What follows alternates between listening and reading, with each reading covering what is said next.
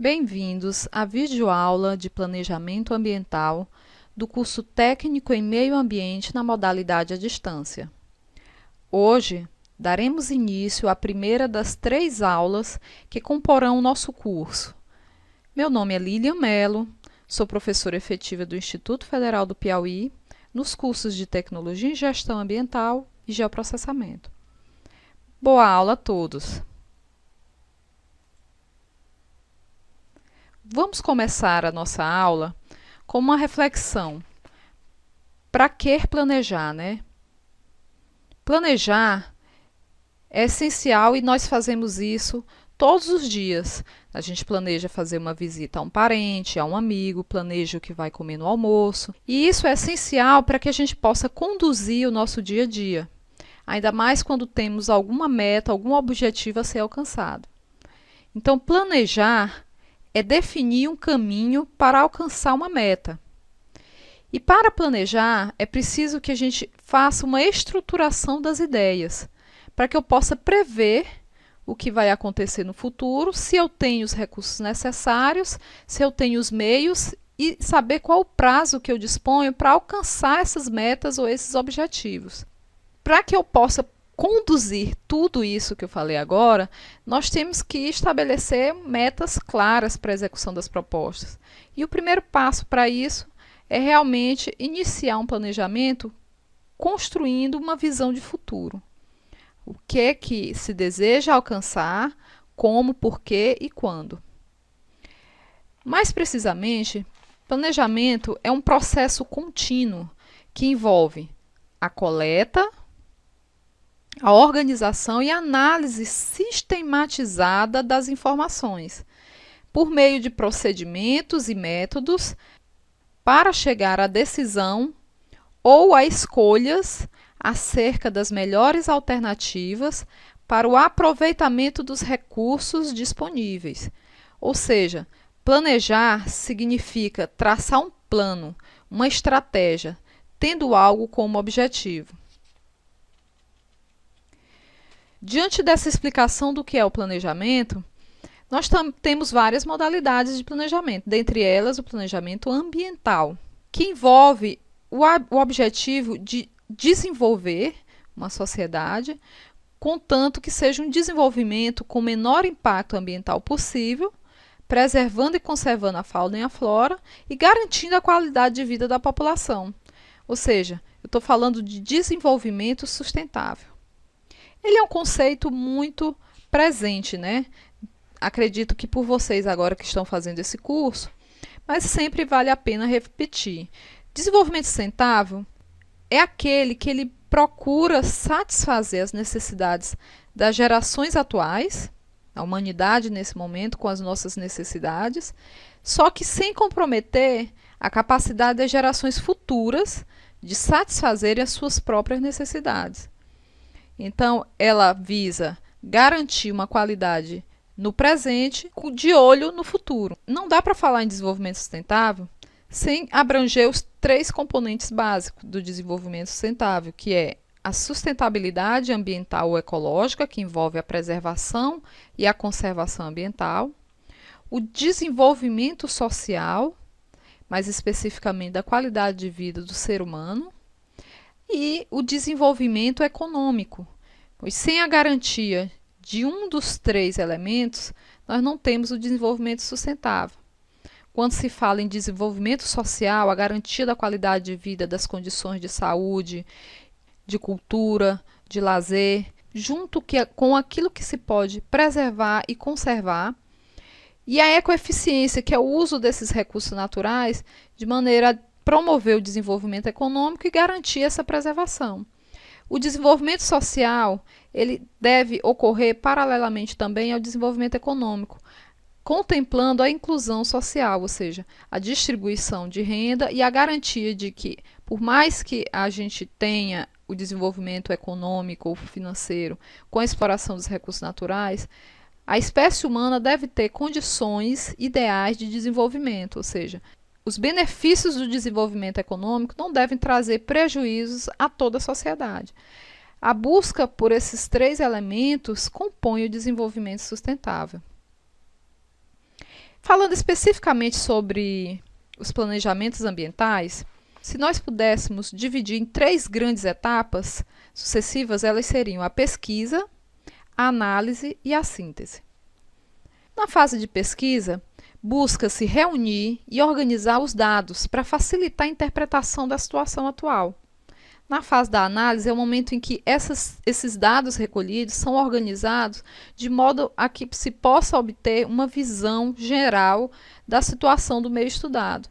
A síntese seria a reflexão ou a aplicação do conhecimento alcançado e a tomada de decisão propriamente dita.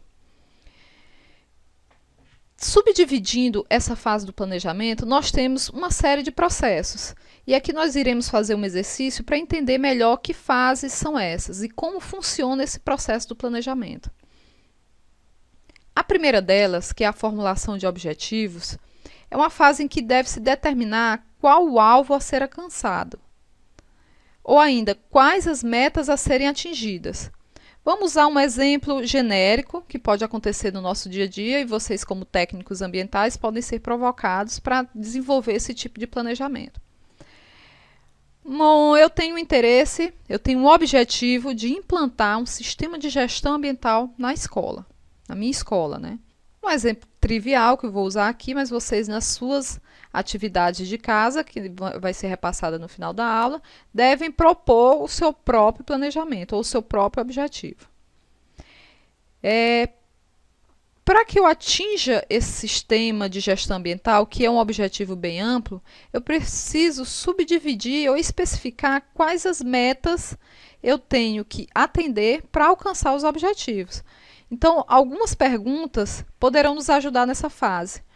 Onde eu vou implantar esse sistema de gestão ambiental? Como? Né? Quanto?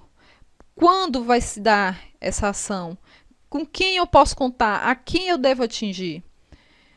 Para ser mais precisa, nós temos um exemplo aqui de uma das metas que um sistema de gestão ambiental em uma escola pode propor, né? Que é a redução, ou seja, o quê? Né? Reduzir pela metade quanto? A produção do lixo da minha escola quando? Num prazo de 6 meses. Então, você percebe que é uma atividade bem específica. A meta são todas as ações necessárias para que eu possa atingir os meus objetivos. Levando mais adiante, nós temos que incluir a fase de coleta e análise de dados. Se eu me proponho a reduzir o número de resíduos ou lixo de uma escola, quanto lixo eu gero hoje? Eu preciso entender o que acontece, por que esse lixo é gerado, quanto eu posso, onde eu posso intervir para diminuir essa quantidade gerada. Enfim, consiste essa fase no levantamento das informações existentes no campo de estudo. Eu propor algo sem conhecer o local, sem conhecer a situação atual, é muito arriscado. Então, essa fase, essas informações levantadas, elas são avaliadas e selecionadas a fim de serem utilizadas durante o planejamento. Vamos dar um exemplo aqui.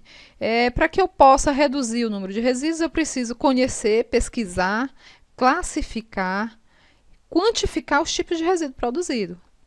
Não é verdade? Depois que eu tenho todos esses dados e essas informações, eu passo a discutir quais as alternativas viáveis que me permitirão alcançar os meus objetivos durante o planejamento. Então, eu sabendo que eu quero reduzir os resíduos, eu sabendo quanto eu produzo, quais os tipos de resíduos, posso de repente propor que para os resíduos do refeitório, por exemplo, os descartáveis, a gente pode substituí-los por copos e talheres permanentes, né? É uma proposta de uma alternativa. É claro, óbvio que de acordo com as diversas metas e as diversas ações, várias alternativas são sugeridas. Depois é preciso analisar todas essas alternativas. Nessa fase, são estudadas quais as melhores alternativas que atenderão os objetivos propostos. E ainda seguindo aqui o nosso raciocínio, se eu escolher trocar os descartáveis por copos e talheres permanentes, quem vai comprar esses copos? Quem deve adquirir é o aluno, é a escola, e esse material ele vai ficar armazenado onde? O aluno traz de casa. Então, essas alternativas propostas, elas têm que ser discutidas diante das dificuldades que porventura possam aparecer e dos pontos positivos também, que pode facilitar o desenvolvimento ou a aplicação dessa alternativa selecionada. Seleção das alternativas. Todas as alternativas que não serão utilizadas deverão ser descartadas dessa fase. E o inverso também. É onde você, após a discussão, após o conhecimento da situação, após a definição de metas e objetivos, é decidido o que fazer para aplicar a alternativa selecionada, assim como descartar aquelas que não são viáveis. Então, por exemplo, os alunos, ao invés de guardar ou armazenar esses copos na escola, podem trazer o seu material de casa. Aí vem a fase da implementação, né? É nesse momento onde acontece o desenvolvimento e a execução do planejamento. Bom, se eu pretendo fazer com que os alunos tragam esses copos de casa, então eu tenho que estudar as formas de implementar essa ação. Então, ações de incentivo, de educação ambiental, compõem a estratégia de implementação da meta que eu quero atingir. A fabricação de material informativo, uma sensibilização dos pais por meio de reuniões de pais e mestres, etc. Por fim, depois de implementada essas ações, as alternativas selecionadas, nós devemos sempre lembrar que deve haver um monitoramento e avaliação das ações. Não é porque já foi decidido, já foi implantado, que a gente deve deixar as atividades correrem por conta própria.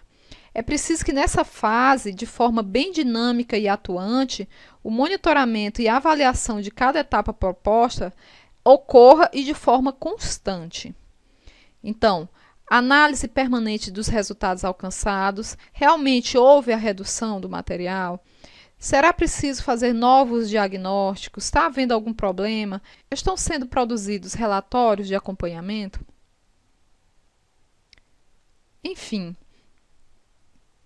todas essas fases e essa etapa dos processos de planejamento, elas podem ser resumidas num plano de trabalho. E esse plano de trabalho também pode ser definido em algumas fases, algumas etapas, né? Como, por exemplo, a primeira delas, que é a fase organizacional, onde se define as prioridades do trabalho a ser executado. Além de definir aquilo que é prioritário, é preciso também avaliar que tipo de recurso eu disponho na escola, por exemplo, para que eu possa implementar as soluções discutidas e acertadas. Então, é essencial que eu conheça aquilo que eu disponho, que eu saiba exatamente o que se quer e que eu tenha uma ideia e uma previsão de um cronograma de em quanto tempo eu pretendo atingir os meus objetivos. Passada essa fase organizacional, por fim chegamos à fase do inventário, ou seja, da realização do levantamento e a composição de bancos de dados. Nesse momento é preciso conhecer os elementos, os parâmetros, né, a serem identificados, para que depois no futuro eu possa inclusive fazer uma avaliação do antes e do depois. E depois identificar que tipo de indicadores das condições ambientais da área eu devo conhecer. Por exemplo, ainda no exemplo dos descartáveis, né? Eu tenho que saber quanto eu produzo, quanto eu pretendo diminuir e qual é o indicador que vai me fornecer a informação de que eu atingi a meta. Nesse caso aí seria o número de copos ou talheres reduzidos. Então, essa fase de inventário é muito importante para que eu possa conhecer a situação atual e assim propor as ações futuras.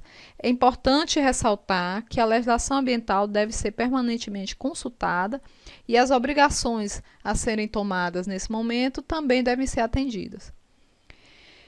O diagnóstico ambiental é a fase de análise, certo? Em posse dos dados já inventariados, onde se discute e ponderam as informações, bem como se faz uma análise dessas informações. Os dados eles também podem ser aplicados em modelos, né, que representam os componentes envolvidos no sistema. A fase propositiva é aquela onde se passa a uma discussão das propostas de modelo de organização que se quer atingir, respeitando, claro, todas as limitações e as potencialidades apontadas durante o estudo. Nessa fase, é aconselhável que haja a participação de uma equipe multidisciplinar. E, por fim, nós temos a fase executiva, que é a viabilização da execução do modelo de desenvolvimento ou de planejamento proposto, que deve buscar sempre o modelo de desenvolvimento sustentável.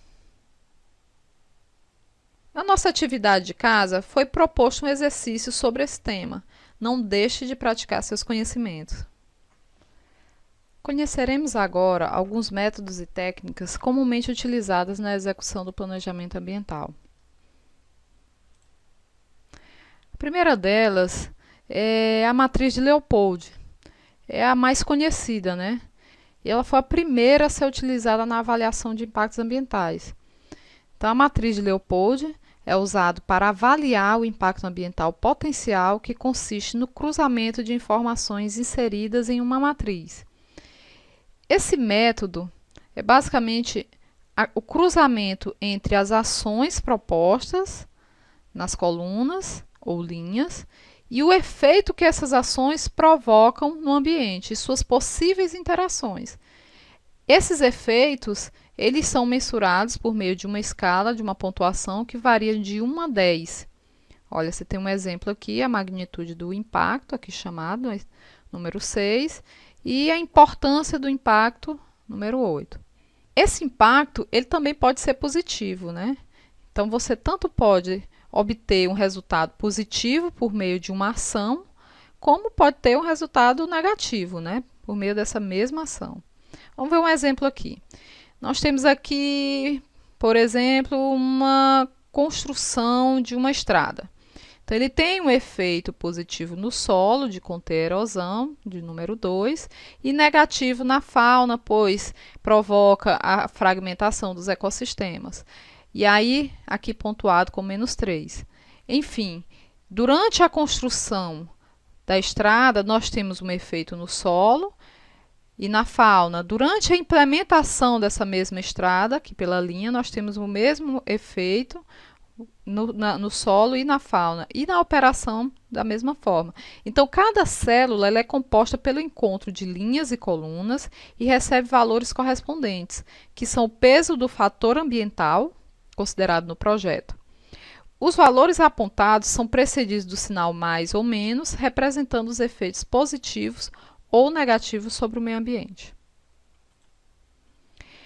Outros métodos conhecidos é o método de Tricart, que é aquele que dá uma ênfase nas relações do ambiente e seus componentes, partindo do pressuposto que na natureza os fluxos de energia e matéria se processam por meio de relação de equilíbrio dinâmico.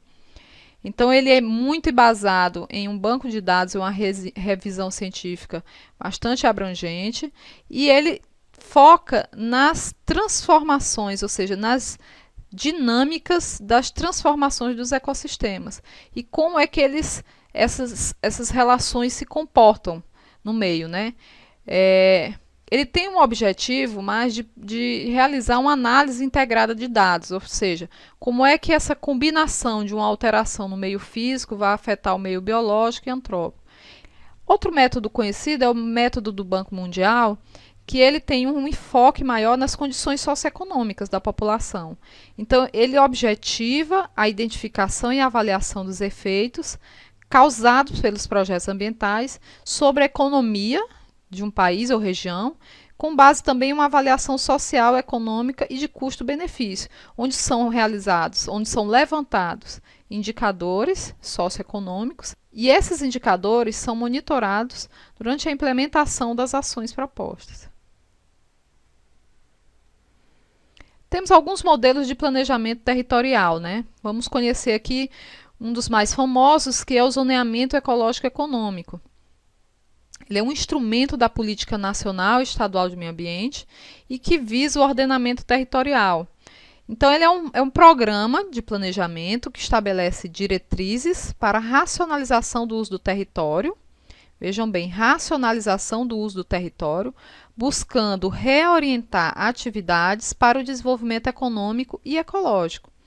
Ela considera a predisposição de um território e visa promover esse desenvolvimento, buscando também que se mantenham os recursos naturais e a conservação ecológica, seja de um território pequeno, médio ou grande. Bom, o ZE, ele busca considerar a potencialidade social, ou seja, não somente as questões ecológicas de fauna e de flora, de beleza cênica, assim como a sociedade se comporta e como aquela sociedade pode explorar os recursos naturais daquela região, assim como a vulnerabilidade natural. Por mais que uma região tenha uma potencialidade de exploração, é preciso que se identifique as incapacidades do meio ambiente de resistir ou de recuperar dos impactos negativos provocados por essas ações. Só que, quando a gente alia essa potencialidade à vulnerabilidade ambiental, que é a incapacidade do meio ambiente de resistir ou recuperar-se de impactos negativos antrópicos, aí nós temos o critério para se buscar um zoneamento ecológico econômico responsável. Então, embora remeta a uma situação futura, é determinada com base em informações presentes e atuais. O mapa de vulnerabilidade natural permite a identificação de áreas naturalmente frágeis, sendo que quanto maior a vulnerabilidade, quanto mais vulnerável, mais frágil. Aqui um exemplo de um zoneamento ecológico econômico do litoral do norte do Rio Grande do Sul. Então você pode perceber que são várias áreas subdivididas em classes, cada um com sua cor, que tem uma predisposição, considerando, claro, a sua vulnerabilidade, a ambiental, ecológica e social, assim como a sua predisposição para o desenvolvimento econômico. Então, esse documento ele é construído por diversas mãos, por equipes multidisciplinares, com discussão daquilo que a população almeja, da proposta de desenvolvimento em que a região pretende adotar. Após toda essa discussão, é gerado esse mapa com as suas zonas e cada ação ela deve ser pautada naquilo que foi acertado. Se é uma região que tem a disposição, a disponibilidade para desenvolvimento da carcinicultura, por exemplo, mas os mangues estão numa situação muito vulnerável, então é feita a indicação de não uso ou não desenvolvimento dessa atividade, certo? Então, cada região dessa representa uma atividade ou uma ação de desenvolvimento da região. O Estatuto das Cidades visa o desenvolvimento das funções sociais e das áreas urbanas e a redução dos efeitos negativos do crescimento urbano sobre o ambiente, como a falta de moradia, de saneamento, uma gestão participativa onde a população possa opinar sobre. Então, o Estatuto da Cidade planeja o desenvolvimento das cidades, da distribuição espacial da população e das atividades econômicas do município e do território sob sua área de influência, de modo a evitar e corrigir as distorções do crescimento urbano e seus efeitos negativos sobre o meio ambiente.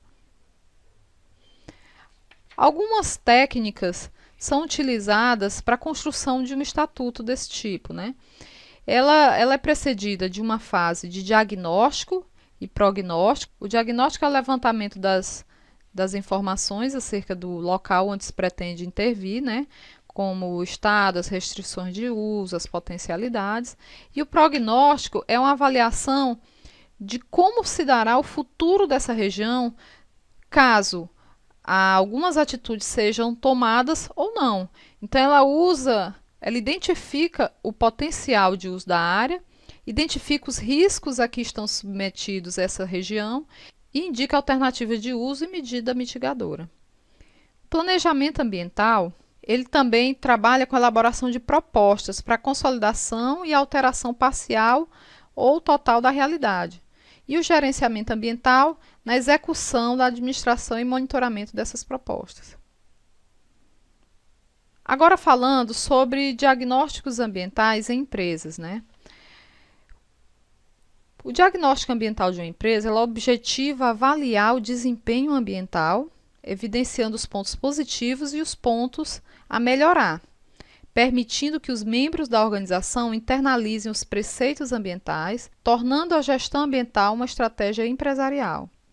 Através do diagnóstico ambiental, a empresa poderá saber se está atendendo adequadamente às leis e normas ambientais, assim como preparar ações que possam garantir um ganho de capital em função da redução de consumo dos recursos naturais.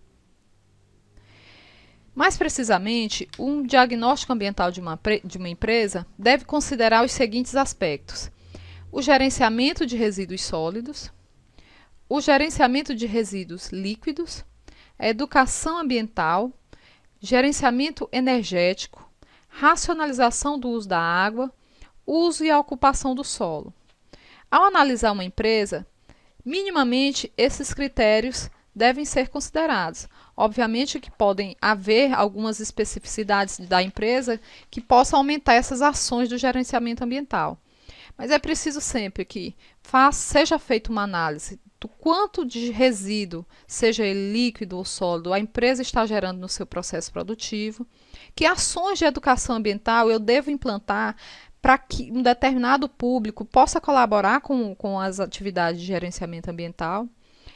A eficiência energética, tanto no uso dos processos de produção da minha empresa, como no uso da convivência entre funcionários, se ela está eficiente.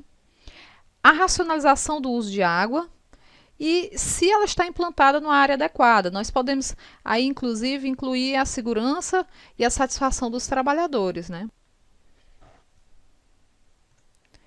Nós encerraremos a primeira aula por aqui. Desejo a vocês bons estudos. Coloco à disposição o meu e-mail, lilianmelo@ifpi.edu.br. Se tiver alguma dúvida, é só mandar o e-mail que eu responderei assim que possível. Muito obrigada.